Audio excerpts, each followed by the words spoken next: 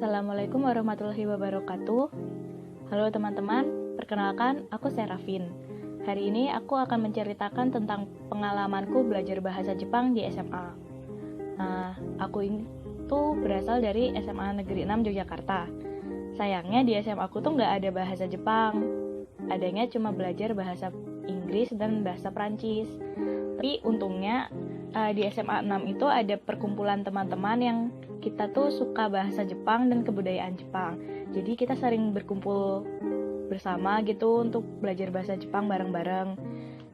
Tapi karena namanya perkumpulan, jadi nggak ada gurunya yang bisa ngajarin kita basic-basic yang benar. Jadi waktu SMA itu aku cuma belajar lewat anime, manga, atau film bersama teman-teman dan kakak kelas. Nah, berhubung SMA aku tuh nggak ada bahasa Jepangnya, jadi hari ini aku akan mengundang temanku yang dia berasal dari SMA yang ada bahasa Jepangnya. Tunggu sebentar ya, aku panggilin dulu. Cang! Dia sudah datang. Lalu perkenalkan, nama temanku ini Blue. Sebenarnya ada orang aslinya, cuma karena kita sedang dalam keadaan lockdown karena coronavirus, jadi dia tidak bisa hadir ke sini. Jadi dia diwakilkan oleh Blue si biru. Gak apa-apa ya, kan yang penting dia sudah menceritakan lewat Blue dan aku akan menceritakan ulang. Biar gak kesepian aja aku nyertain, masa aku ngobrol sendiri gitu. Jadi si Blue ini dulu dia bersekolah di SMA Negeri 11 Yogyakarta tahun 2018, tahun lulusnya tahun 2018.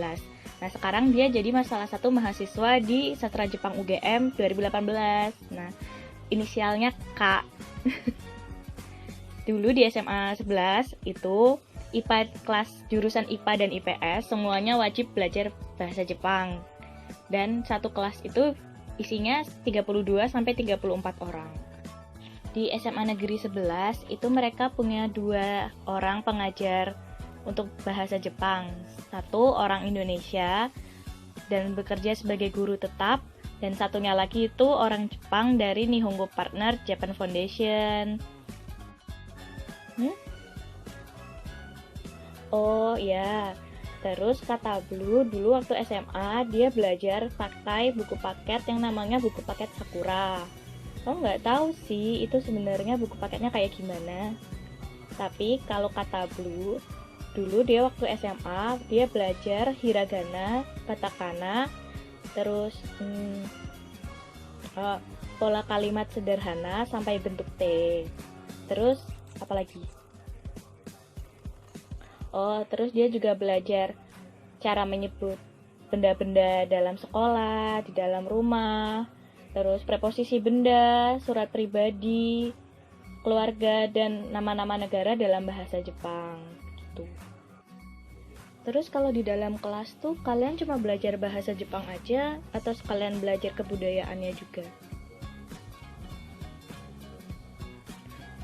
Kata Blue di dalam kelas itu mereka biasanya cuma belajar bahasa Jepang aja, cuma belajar bunpo, goi, dan segala macam itu. Cuma kalau mereka kepo atau penasaran dengan budaya-budaya Jepang, mereka bisa tanya langsung ke Nihongo Partner yang mengajar di situ.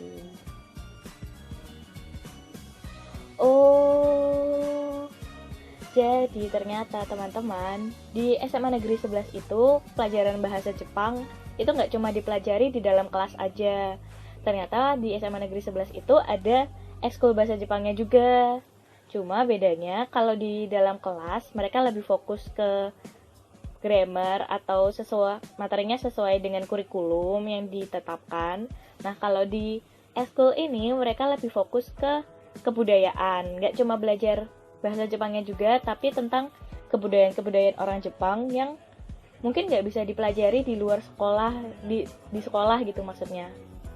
Kata Blue, dulu waktu di SMA, di ekskulnya ini, mereka itu belajar cara membuat furoshiki, cara pakai yukata, cara menulis shodo, main karuta, dan banyak lagi gitu kegiatan-kegiatan budaya yang untuk anak SMA mungkin itu sesuatu yang sangat menarik ya untuk dipelajari. Nah, terus untuk kegiatan di ekskul ini mereka ditemani oleh orang Jepang dari Nihongo Partner tadi yang mengajar di kelas juga. Nah, tapi karena orang Jepangnya ini kadang nggak bisa bahasa Indonesia, jadi mereka juga ditemenin sama guru bahasa Jepang tetap dari SMA Negeri 11 itu. Mereka jadi di ekskul ada 3 bahasa yang mereka gunakan, yaitu bahasa Inggris, Jepang, dan Indonesia. Hebat ya. Terus kalian nih udah pelajarannya keren, terus ekskulnya juga keren. Banyak gak sih anak SMA 11 yang mereka benar-benar suka bahasa Jepang, terus sering ikut lomba-lomba bahasa Jepang gitu? Oh, kata Blue nggak ada. Jadi ya mereka belajar bahasa Jepang tuh cuma sebagai kewajiban dan hobi aja gitu. Sekalinya suka, mereka nggak suka yang berkompetisi. Begitu. Ya menurut Blue begitu. Sayang banget ya, padahal menurutku sebagai orang yang dari SMA yang nggak ada bahasa Jepangnya dan pengen banget belajar bahasa Jepang, itu eman-eman banget kalau nggak dimanfaatkan. Kata Blue, ternyata mulai tahun 2019 mata pelajaran bahasa Jepang itu sudah tidak jadi mata pelajaran wajib bagi IPA dan IPS, tapi sekarang jadi mata pelajaran pilihan saja gitu, dan hanya bisa dipilih oleh kelas IPS kalau tidak salah. Oke teman-teman, sekian dulu cerita dari aku dan Blue tentang pengalaman belajar bahasa Jepang di SMA Negeri 11 Yogyakarta. Mohon maaf jika masih banyak kekurangan dalam video ini dan cerita yang ku sampaikan. Semoga menjadi pembelajaran untuk kita semua. Jangan lupa jaga kesehatan dan rajin cuci tangan supaya kita tidak kena coronavirus, oke? Oke, terima kasih sudah nonton dari awal sampai akhir. Dadah. Wassalamualaikum warahmatullahi wabarakatuh. Dadah Blue.